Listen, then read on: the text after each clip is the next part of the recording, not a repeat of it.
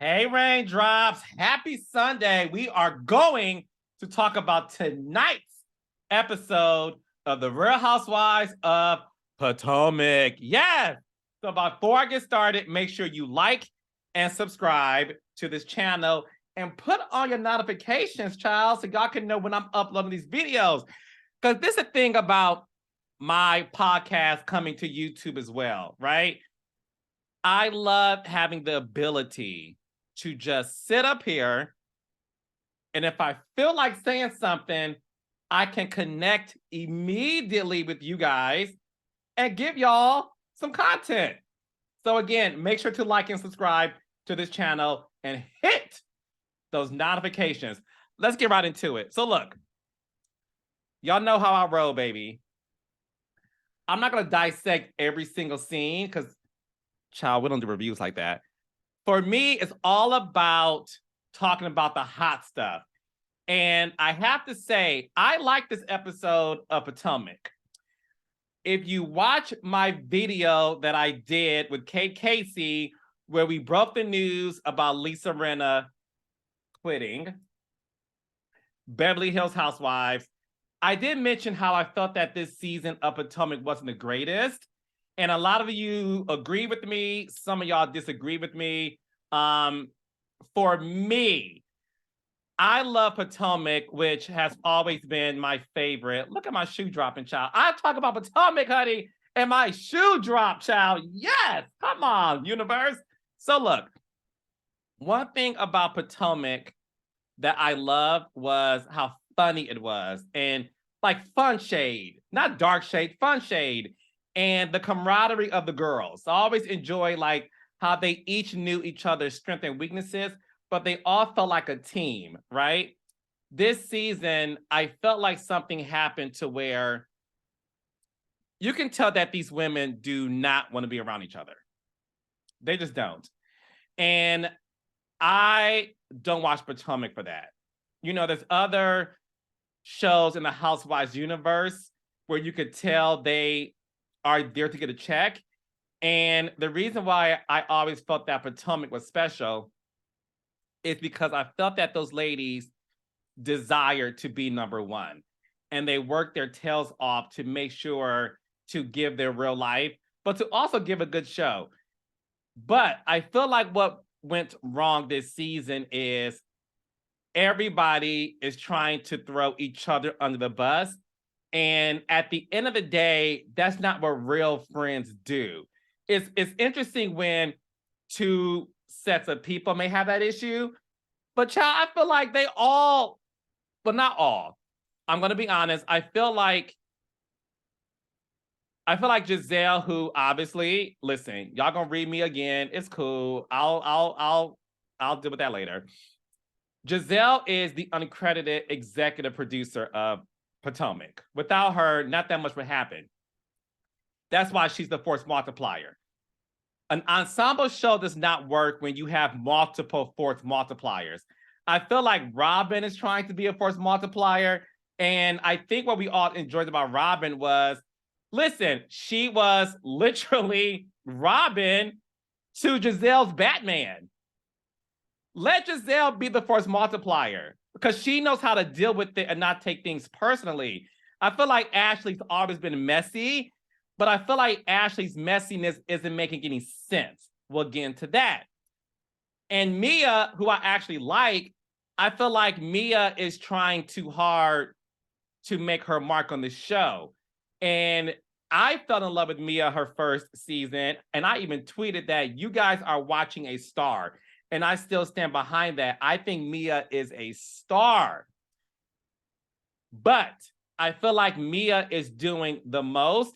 And I want Mia to just calm down a little bit and get back to being her authentic self. So let's get right into it. The episode kicks off with Charisse versus Karen. For the record, I love Karen. I was able to meet Karen in Miami when I went to the house and surprised everybody. And I said this in my podcast with Giselle and with Charisse. I did invite Karen on my podcast, just so y'all know. I invited all the girls on my podcast. and the offer is still out there for Karen. I actually invited Karen first. That's the gag. I invited Karen to be on my podcast when she had her spinoff, and I wanted to use my platform to help promote it, because that goes to show you how much I love for her. So when I met Karen in Miami, Karen was so sweet. We had a great chit chat. So much so, Karen tweeted to me how much she enjoyed meeting with me, and I loved meeting with her. And I love Karen. I just wanted to say that because y'all be like, Carlos, you met. I love Karen and Karen loves me. So there's no beef with me and Karen, honey. Anyways, this whole thing with Karen and Charisse, it made no sense to me. I feel like somebody has to go to urgent care because they pulled a hamstring. Because, baby, that was a reach. That was a reach, okay? This whole thing about Karen's mom's funeral, and listen, if y'all watch Love and Marriage Huntsville, the reunion part 3 that aired yesterday, I, who am a private person, I revealed I lost my mom.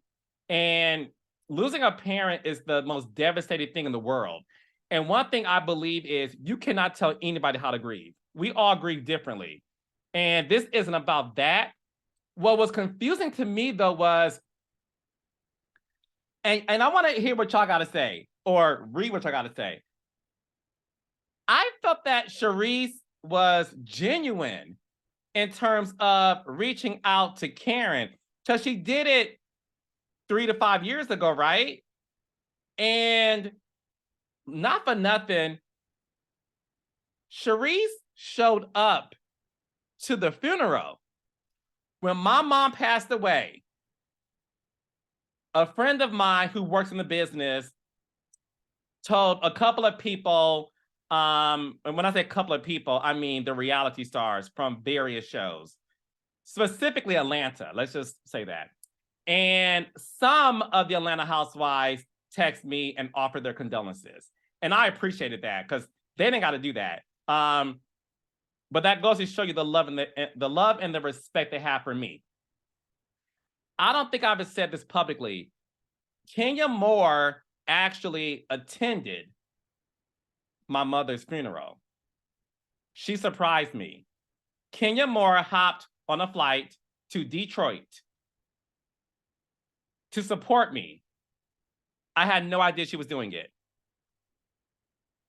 Anybody who takes time out of their busy schedule to attend your loved one's funeral, especially your parent, that person has a good heart. And I didn't like the fact that Karen made it seem like Charisse did that to get back on the show. I don't think that was the case at all. What bothered me is this. The reason why a lot of people like me are having this weird relationship with Potomac this season is because I don't think you ladies are real friends. I'm more bothered that none of the other cast members showed up to Karen's mom's funeral. That bothers me. And to me, I think that's an issue worth having that reaction that Karen gave Charisse. Karen, that reaction should have been given to Giselle, that y'all love to throw these same old flashback photos of y'all at a restaurant in 2013. We've been friends since 2013. If that's your friend for all those years, I would be more mad that Giselle did not show up to my mom's funeral, or Robin, or any of my castmates. Like, I'm really thrown by that. And I'm thrown by that because one thing about the Atlanta Housewives, when Greg Leach passed away, and may he rest in peace, Kim Zolciak showed up to the celebratory event that Nene had for Greg. And we all know Nene and Kim had the beef among beef. They had a beef about a scooter, child, and a handicap tag. Like, they had beef, but Kim even showed up. Other people showed up when Candy's fiance passed away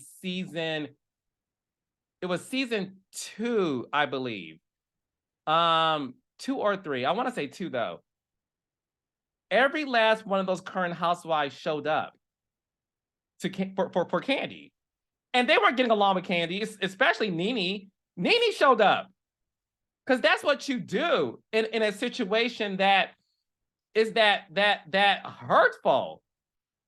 So to know that none of the Potomac ladies showed up to Karen's mom's funeral, it goes to show you why my instinct is right. You girls aren't really friends. And it solidifies why there's this disconnect that's happening with this show. And the reason why I am concerned about the future of this show, because when you look at the Real Housewives of Miami as a good example, when those ladies fuss and fight, they all are there for each other when something emotional happens. When Lisa found out Lenny was cheating on her, allegedly, they stopped their bickering to be there for Lisa. They rallied around her. Those girls waited 2 hours for Lisa to show up, to hop on the PJ in her PJs. While Dr. Nicole's husband was like, look, chick, I got a job. I got real stuff to do. But they waited for her. That's what real friends do. So I don't understand why Karen believes that Charisse did that to get on the show when that happened 3 to 5 years ago. That confuses me. And I love Karen. And I feel like, Karen, your anger was misdirected. I'm going to say that. I'm going to say this too, because I love Karen. I think Karen was smart enough to make the issue about that versus what she kind of suspected Charisse was going to say. Karen is smarter than the average 5th grader. Karen is the co-executive producer of Potomac. Giselle's the EP. Karen is the co-EP. Ashley is the supervising producer. Karen knew to deflect and to make the issue about the mom stuff because she didn't want Charisse to reveal all of this alleged infidelity that's going on in the home. That's my opinion. The way Karen got out of her seat, that made no sense to me. And then it hit me. Karen's smart.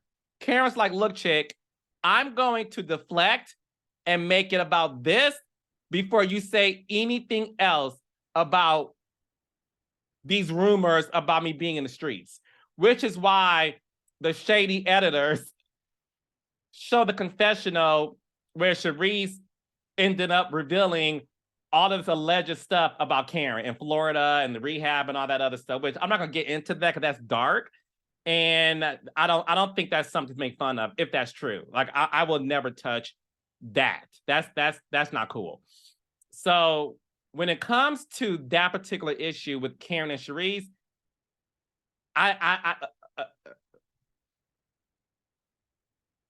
Karen, look, girl, all I'm gonna say is, bitch, that was well played. You did that, girl. That was well played because you got everybody to stop talking about the other shit to make sure. I loved it. I thought that was very genius, very smart, and that's why you are the grand dame, honey. Say what you want, Karen's the grand dame, honey. Yes, we live for it. We love it, darling. Yes. By the way, I love Charisse's new confessional look with the gold and the wig with the part in the middle. I thought she looked gorgeous. Did y'all think the same? I liked it. Charisse, keep that wig, keep that makeup, the gold, that hue, not Giselle's hue beauty, but your hue. Come on, Giselle's hue beauty. Come on, Target special. But no, Charisse, keep that. That look was gorgeous. I loved it. And your eyelashes was on point. Yes, eyelashes. Okay. Let's talk about the fact that the cast always is alluding to the fact that there's a mystery man in Karen's life that isn't the Black Bill Gates. This is my opinion. If, and this is a big if Karen is doing her thing in the streets of Potomac and Maryland and DC and Virginia, okay? In my opinion, if she's doing those things allegedly, I do believe that her and Ray have an open marriage, allegedly. That's my opinion. My opinion. Hear me out. When you are a younger woman, right? And you decide to be with an older gentleman. Because this is the thing, when you are a woman in your 20s or 30s, it's cute and sexy to marry the guy who's 15 to 20 or plus years older than you. It's cute. It's sexy. You know, especially if he's coined up. So Karen was always a gorgeous woman, always. And to have this chocolate drop named Ray, looking like a young Peter Thomas, come through and swoop you up, I get it. But the man still gets older. And as we know with anatomy, okay, a man sometimes loses his ability to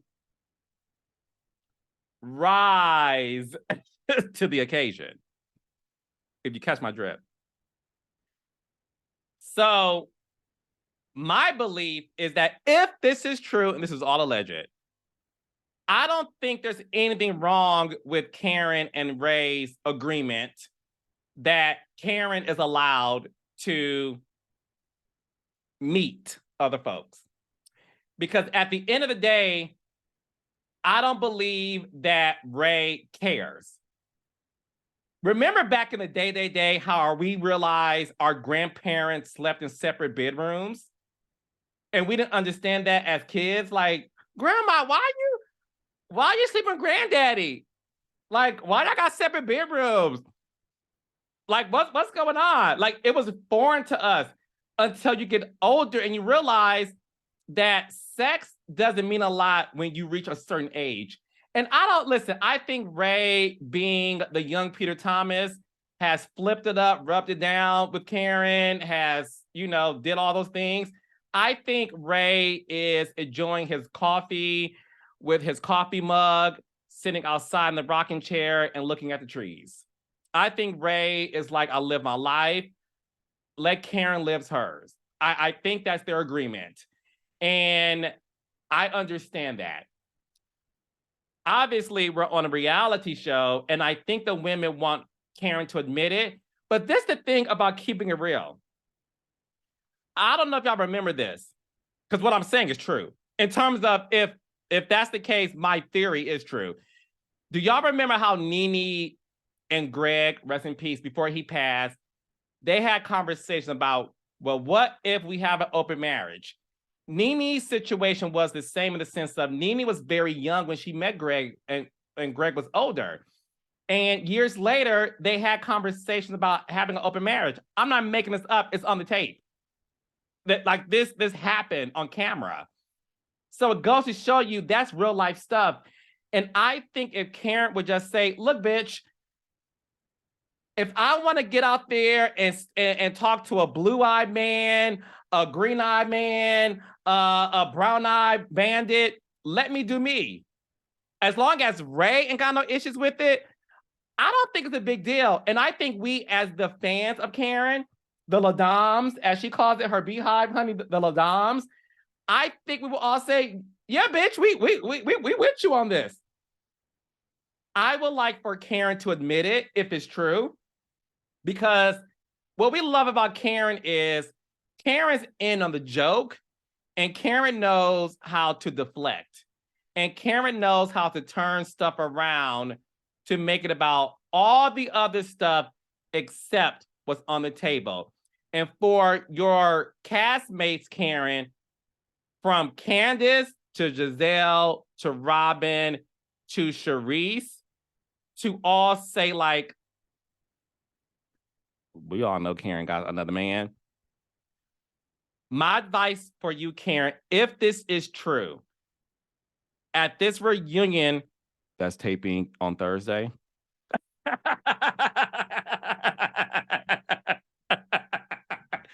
yeah, child, they're taping the Real Housewives of Potomac reunion in a few days, child. I heard Thursday. Anyways, Karen, my advice for you is this: get in front of it. Just own it. Karen, I promise you, if you say me and Ray have an agreement, I promise you one thing: no one is going to judge you or care. If you continue to deny it, my advice for you is going to blow up in your face, and it's not going to be pretty. I've seen it happen before.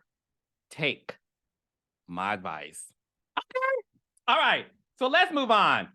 We need to get into Mia and Jacqueline. Again, it goes to show you that what happened to real friendships? I really don't get it. Mia, I love you. You know, Mia's beehive is called the Mama Mia's. I made that up. But Mia, you can take it. So I love Mia. I think Mia's great for the show.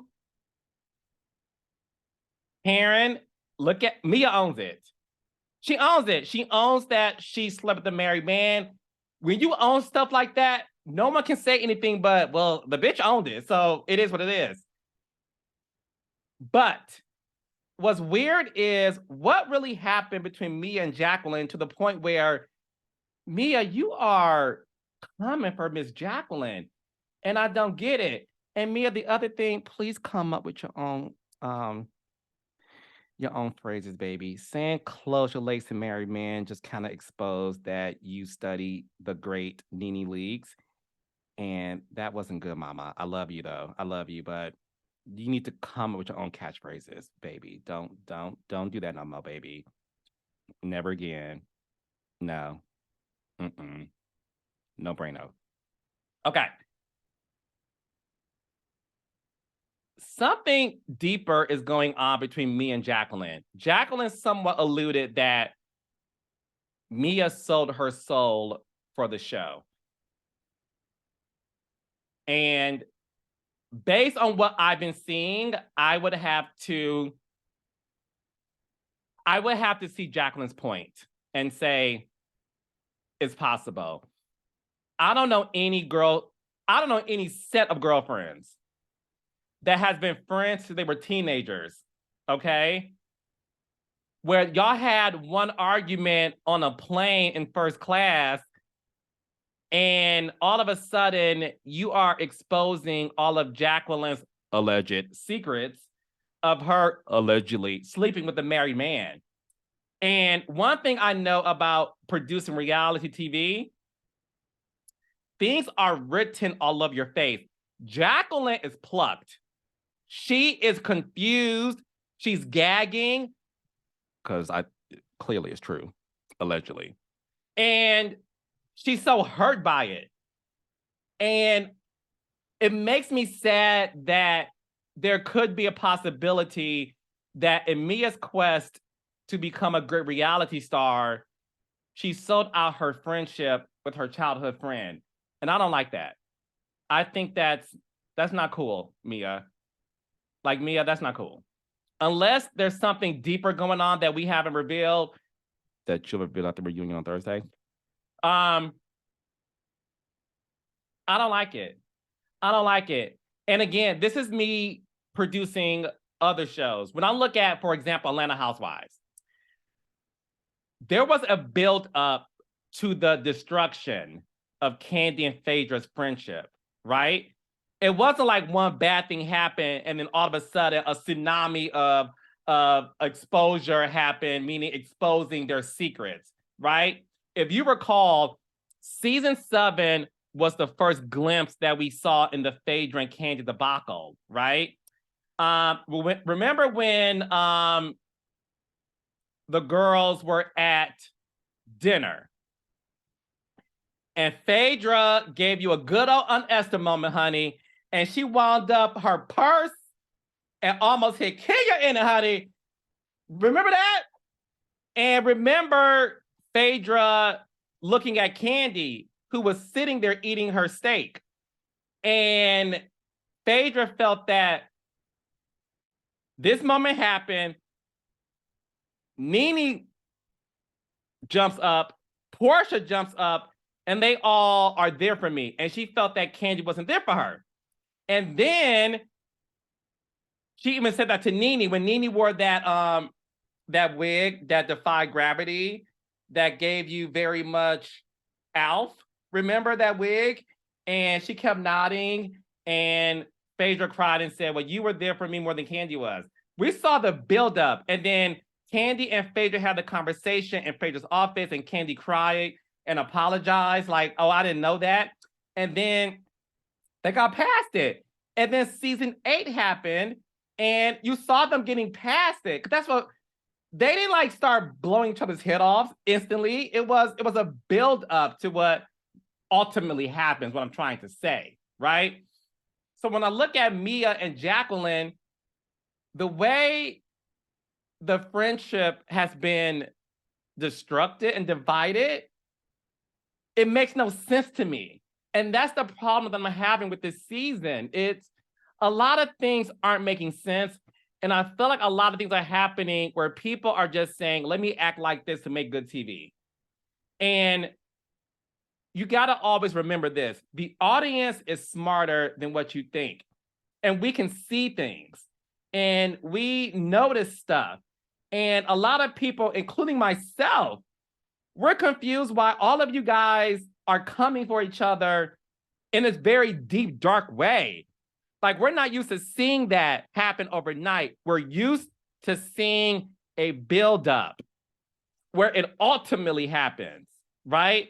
Where it gives you some sort of understanding into these relationships.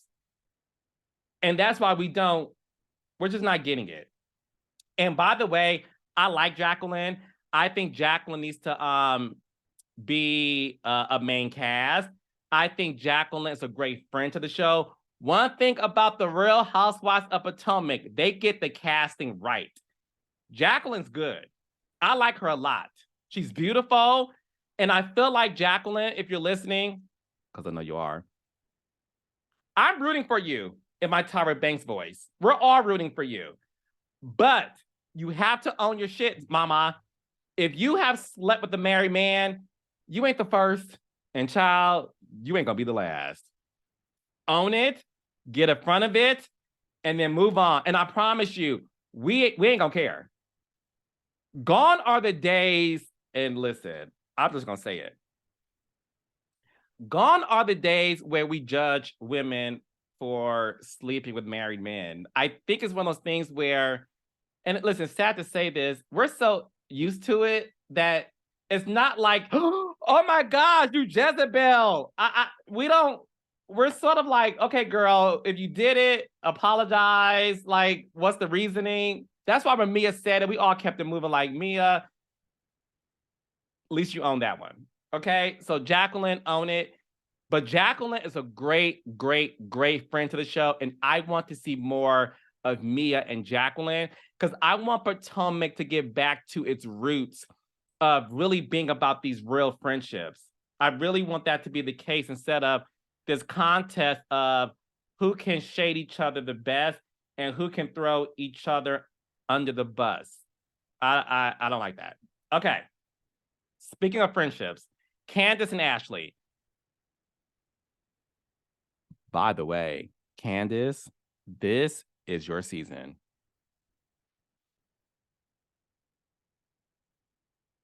The star of this season is Candace Diller Bassett. Candace is so likable. She's present. The bob is bobbing. Woo! Yes, Bob. Not Claudia Jordan's Bob, honey.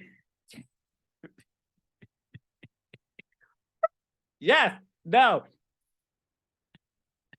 I love you, Claudia Jordan. But your Bob season 7, yeah. Candace Bob is bobbing. Candace, let me tell y'all why everybody is Team Candace this season. Candace went from being the girl y'all love to hate. Candace had no fans, no shade. Like her first 2 seasons, y'all weren't feeling Candace. And I said this to Candace on my podcast. Candace first season, I wasn't feeling Candace. And I said to Candace, you are the reason why every housewife deserves a second season. Because me included, we all sort of wrote her off her first season, right? Because it was like, I don't know, do you fit? It's weird. These ladies are hazing you. It was weird. Candace is the prime example of someone when you're present and seen and you are authentic and you're giving your real self, we eat it up. I love Candace this season. It's her best season and she's present. And when she told Ashley, you talk about Jamal Bryant being a great pastor, child, evangelist Candace schooled Miss Ashley.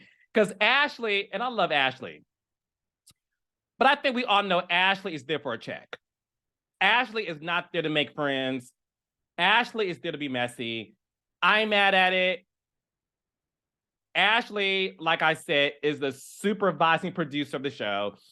She's there to cause a stir. It's fine. We like it. Wait, do we? I don't know. I think I'm over it personally. Yeah, I'm over it. But when when evangelist Candace schooled Ashley and said, I really want you to have a relationship to where you don't have to spend your life questioning your man when you hear stuff.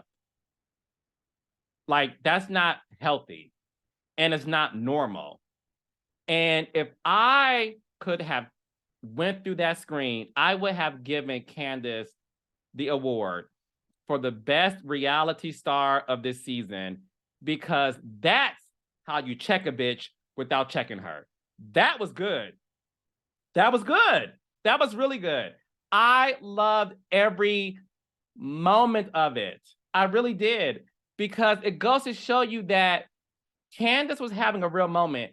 And I feel sorry for Candace because you can tell that Candace really wants to be friends with Ashley. And similar to how, I'll talk about this on another podcast, but I remember fighting. Like, girls, listen. I remember telling Nene and Kenya, if you two were friends, y'all would be a great powerhouse. I just don't understand why you two can't be friends. Like, y'all can take over the world together. But again, we'll talk about that later. I say that to say I see the same thing with Ashley and Candace. You two are beautiful women who have a lot in common. And I think if you two just showed up and said, let's bygone be bygones, and let's be clear, I think Candace wants that, but Ashley's alliance is with Giselle. And Ashley is never going to go against the executive producer of the show. She just ain't doing it. Ashley will never go up against Giselle. It ain't happening. Giselle can read Ashley. Giselle can read Ashley for filth, and Ashley would just suck it up because she'll say, you're my boss, and I know that you're the one who gets the party started, and I'm the one who puts the balloons up and pops it. That's what it is, child. I'm saying, that's what it is. Ashley, if you're listening, because I know you are, you need to shift your alliance, because your tricks are getting old. this messy messenger bringing on Deborah, and I'm not going to spend time talking about Deborah. Bringing on Deborah and your PYT crew, which, whatever. Like, the jig is up, mama. It's up. You need to reapply for a position and be on Candace and Wendy team. I would love to see Ashley involved with Candace and Wendy.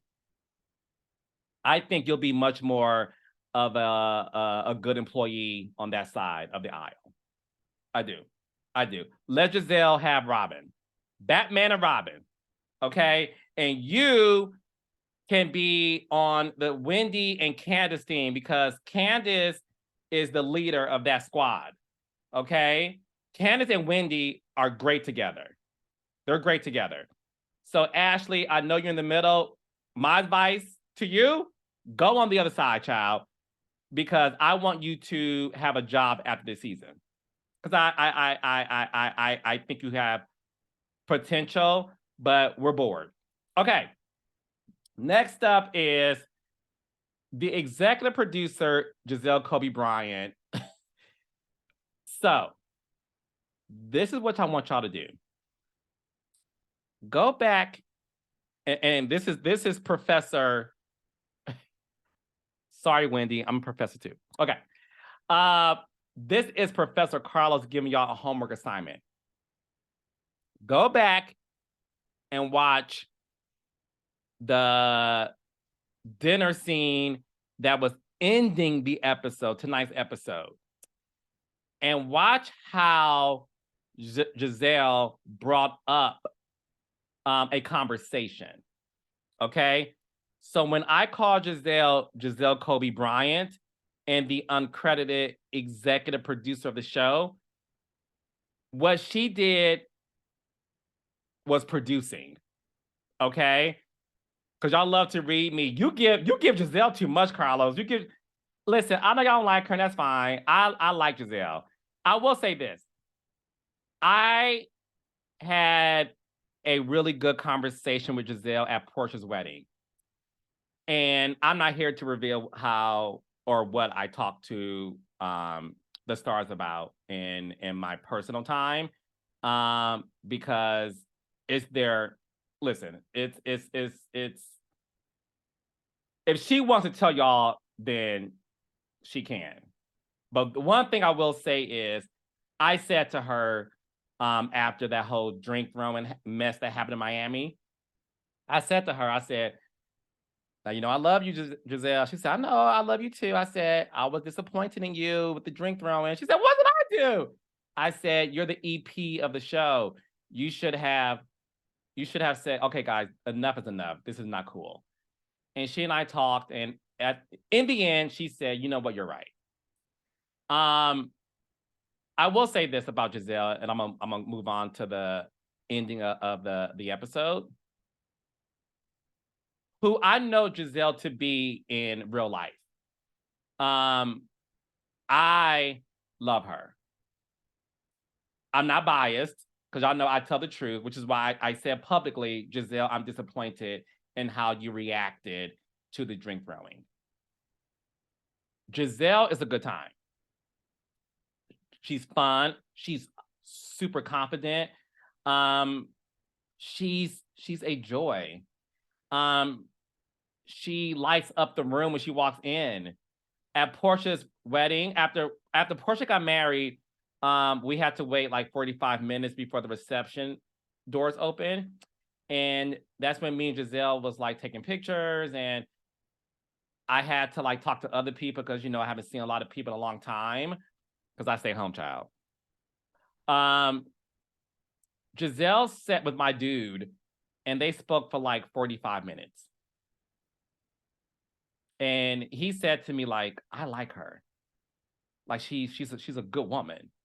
And I said, I know. And I said, you know what? For me, I want the world to see the side of Giselle, who I know in real life, on the show.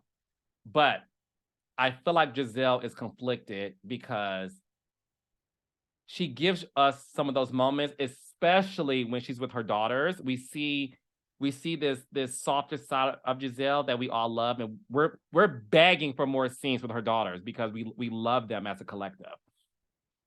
And you'll see fun moments between her and Giselle. I mean, her and Karen. Giselle feels like the show. She didn't say this to me. This is my opinion.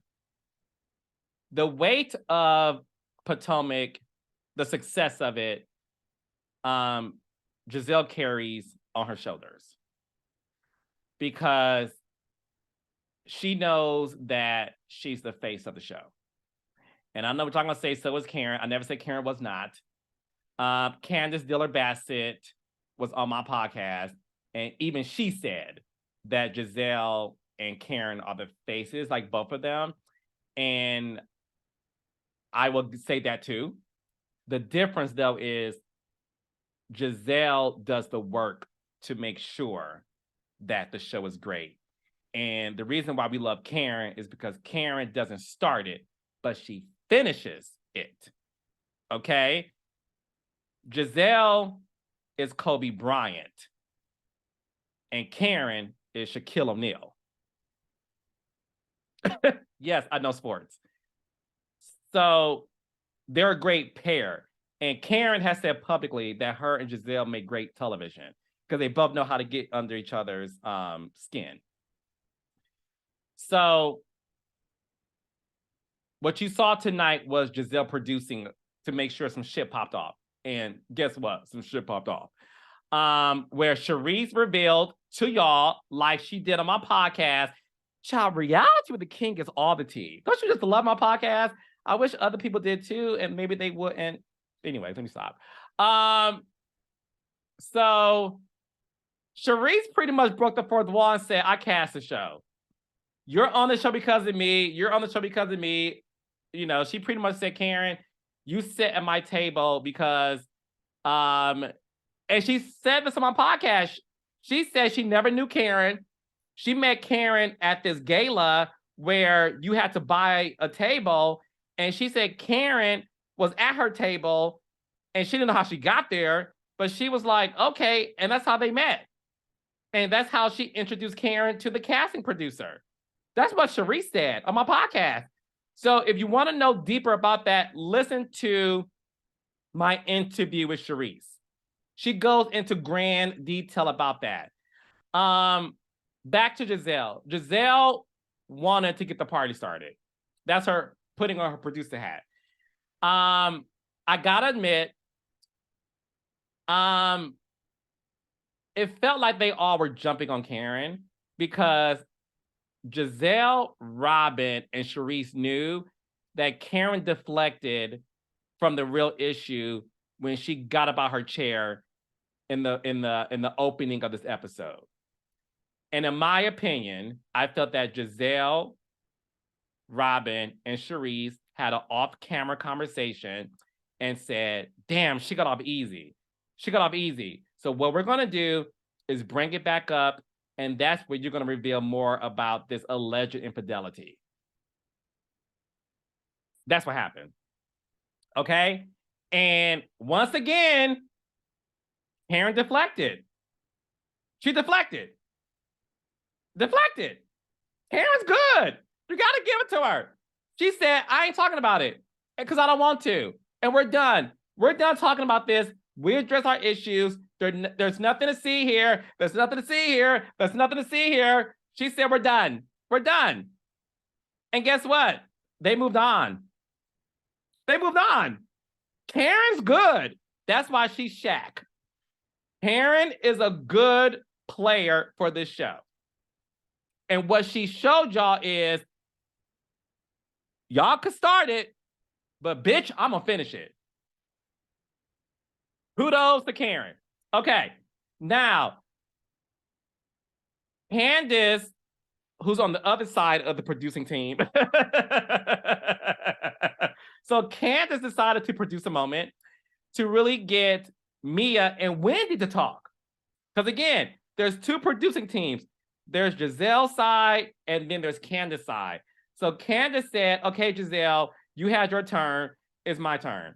Okay? And that's why she brought up oh, I feel triggered by you guys talking about this, and we need to talk about Wendy and Mia. And I'm like, go ahead, Candace. That's how you get the party started. Okay, girl, I like it. Listen, the Mia Wendy thing, I really want Mia to just take the L and apologize. Professor Wendy showed us why she's a professor, because the way she was able to articulate herself in a knowledgeable way that made Mia's head spin. Mia did not know what to do, because Wendy was right. I didn't call your husband gay. I said y'all sleep with men and women. I never said that Gordon slept with the man. And I'm like, damn, Wendy is good. Wendy's good. Wendy is also fantastic for the show. Again, Potomac gets the casting right. They do. So I really hope they're able to get past that. But I will have to say, because the cast is too busy producing these moments, y'all are not going into the real issue between Mia and Jacqueline. Like, y'all should have spent time at that dinner table talking about that. Because that, to me, is what the viewers want to see, because there's something there. There's something there. And I felt like y'all wasted so much time trying to expose Karen that y'all are missing on real life moments happening in front of y'all. Okay? So look, this episode was good. I give it an A-. I like this episode because, to me, it just, I like it when the girls are able to enjoy each other. And I don't mind moments where I'm like, okay, that's them trying to get a moment. As long as it doesn't reach the peak where it's like, okay, child, none of this is making sense. So I enjoyed tonight's episode. Like I said earlier, they're shooting the Potomac reunion this week. And this is my seating prediction of how it should be. Because the way they messed up the Atlanta reunion seating, please listen to me. Because I am good at reunion seating. Be clear. I had a hand in those Atlanta reunion seating arrangements. Because I said, child, I know how these girls are. Portia sits next to Andy, Kenya across from her. Next to Portia, put Phaedra, so we get a cute freaking frack moment. And next to Phaedra, put Kim Fields. Like, it's a science. Just saying. And that was just one example.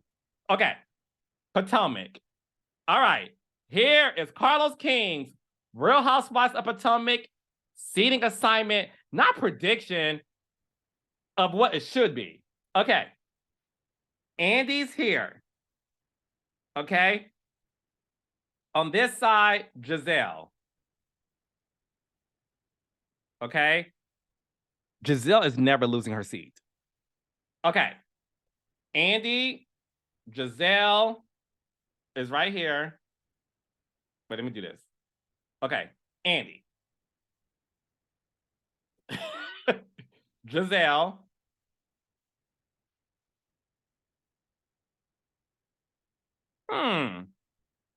Okay. Giselle, Mia, and Robin. I think you have to break up Batman and Robin. And I think Mia deserves to have second seat. Okay. So once again, child, where my fingers at, child? Okay. Giselle, Mia, Robin.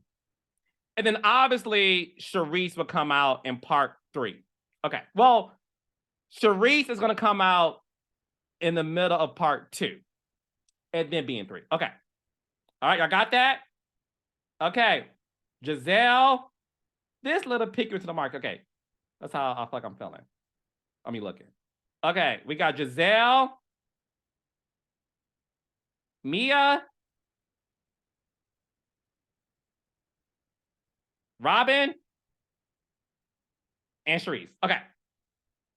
Now, on this side, next to Andy, Candace. Candace deserves first seat this season. And if y'all don't give Candace first seat, Potomac, we have a problem. This is Candace's best season. Okay. Candace.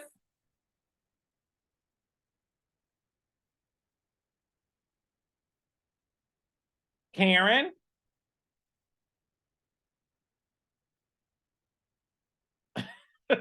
Child, these fingers. Okay. Candace. Karen.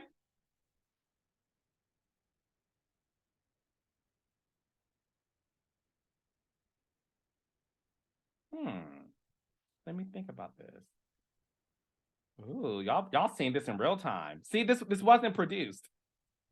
Hmm. Hmm.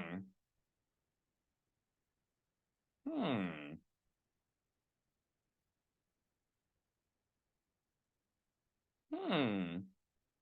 Wendy or Ashley? Huh. Huh. Huh.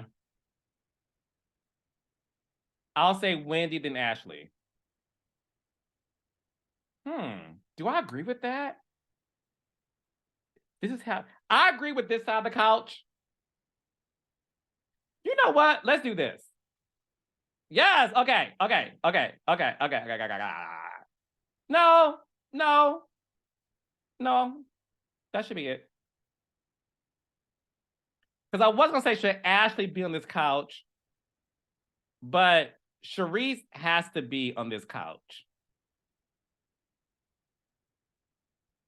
Because then you have 5, and then you'll have. Yeah, no, I'm cool. Yeah, I'm cool. I'm cool. Okay. Yeah. So that's my prediction for the seating assignment. Look, at the end of the day, I just want to make sure Candace sits next to Andy. That's what I'm going to say. All right. All right. So let me know on Twitter and in the comments below if y'all agree with my recap and Real Housewives of Potomac reunion seating assignment. And make sure to like and subscribe and hit your notification button. Bye.